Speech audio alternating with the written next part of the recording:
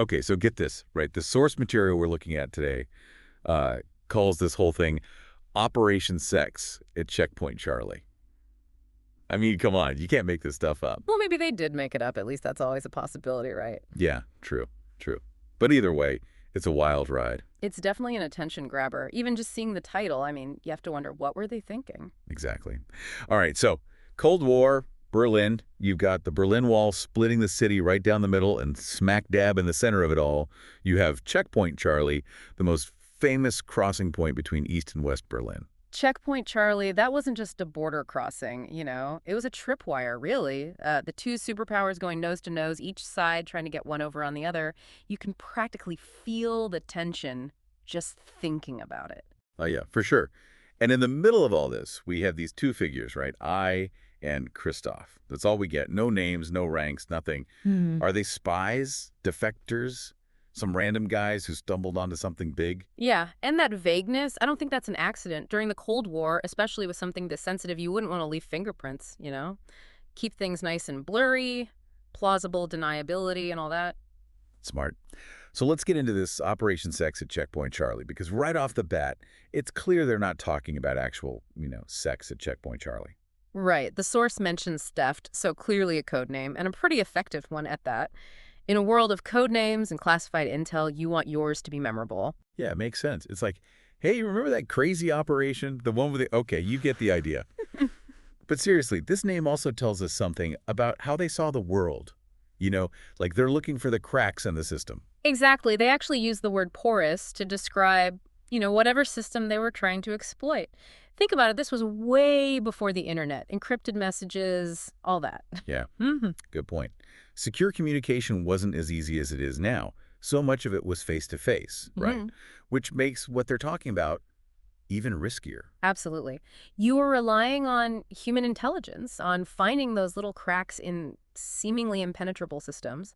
Think dead drops, brush passes, even coded messages disguised as everyday things, like you'd see a classified ad in a newspaper and it means something completely different. It's almost like spycraft was more analog back then, wouldn't you say? More hands-on, more about human ingenuity. That's a great way to put it. They had to get creative, that's for sure.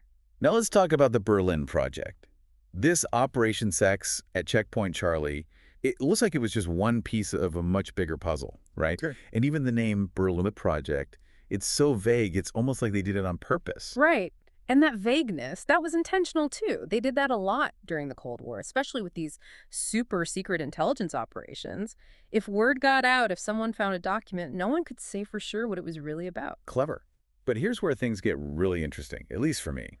They call it a suicide mission. Yeah, those were my thoughts exactly when I first read this. A real head scratcher. Right. But then they go on to talk about it being a 20-year operation, like they're planning to stick around. So which is it? Suicide mission or long con? It can't be both. Well, maybe it can be both. Think about it, the suicide mission part, that could be about the initial infiltration, the exfiltration, something super high risk. But the 20-year thing, that suggests a totally different objective. Maybe they were trying to establish a network, turn an asset, or even plant information that would take years to pay off. Man, talk about playing the long game. I mean, who thinks in those terms? It takes a Right. certain kind of person to volunteer for something like that, especially with the suicide mission part. What kind of person signs up for that? I mean, were they true believers? Were they just in it for the thrill? That's the million-dollar question, isn't it? Were they motivated by ideology, a sense of duty, the thrill of danger, or maybe, just maybe, some combination of all of the above? It's a question that continues to fascinate historians and intelligence experts even today. And what really gets me is we still don't know the answers. Who were I and Christoph? What did they steal if they stole anything at all? And what about the bigger Berlin Project? Did that even exist? Those are the questions that keep you up at night, aren't they? It's like we're catching glimpses of this secret world, but we'll never have the full picture. It's like trying to put together a puzzle, but half the pieces are missing, and you're not even sure what the final picture is supposed to be. Hmm. And maybe, just maybe, that's part of what makes these Cold War mysteries so compelling.